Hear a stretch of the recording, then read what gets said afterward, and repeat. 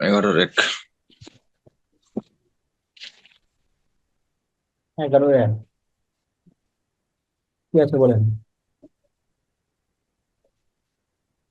দেখাও যে a1,1 বিন্দুটি a square plus Y square plus 4x plus 6y minus 12 = 0 বৃত্তের উপর অবস্থিত।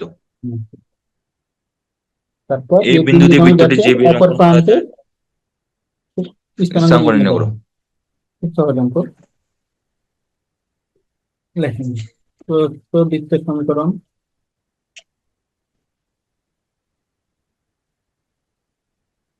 কি আছে দেখেন তো। X square plus Y square plus 4x plus 6y minus 12 = 0। এখন আমাকে দেখাতে হবে কি a11 বৃত্তের উপর অবস্থিত, তাই না?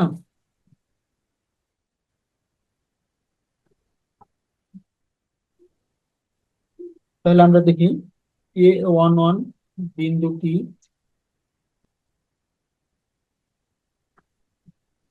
দ্বারা সমীকরণ, মানে বৃত্তের সমীকরণটা আর কি, বৃত্তের সমীকরণটি সিদ্ধ হলে এই বিন্দুটি বৃত্তের উপর অবস্থিত হবে।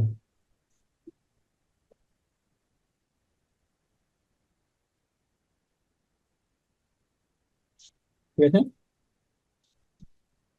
হ্যাঁ। আচ্ছা, ওকে, লেফট সাইড নিয়ে কাজ করেন।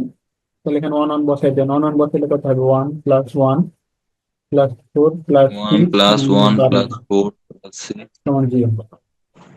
হ্যাঁ 0 আসতে হবে স্যার।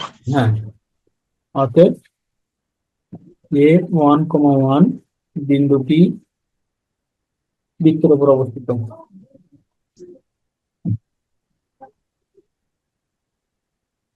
একটা প্রমাণ শেষ, তাই না?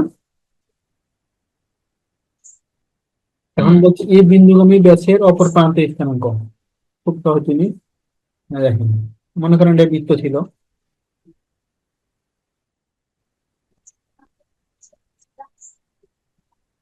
বৃত্তটি, এটা ব্যাস, এক প্রান্ত কত বলছে? এ ওয়ান কমা ওয়ান, এক প্রান্ত বলছে। ওয়ান হুম, কমা ওয়ান। অপর প্রান্ত আমরা কত জানি না, ধরলাম আলফা কমা বিটা। বিটা ধরলাম। এবার আরেকটা বের করতে পারবো না? বৃত্তের কেন্দ্র, বলেন তো বৃত্তের কেন্দ্র কত? কেন্দ্র, বৃত্তের কেন্দ্র এখানে -2 মানে -3। 0,0। এই যে এটা ও হো ওইটাতে, হ্যাঁ হ্যাঁ। জি স্যার। -2 তাহলে এই জায়গাটা হচ্ছে কি? -2 -3। কেন্দ্র নর্মালি কি হয়? মধ্যবিন্দুটা না?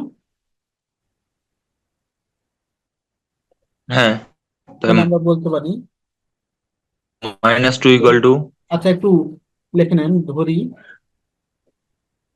এ ধরি বিন্দুগামী ব্যাসের অপর প্রান্তের স্থানাঙ্ক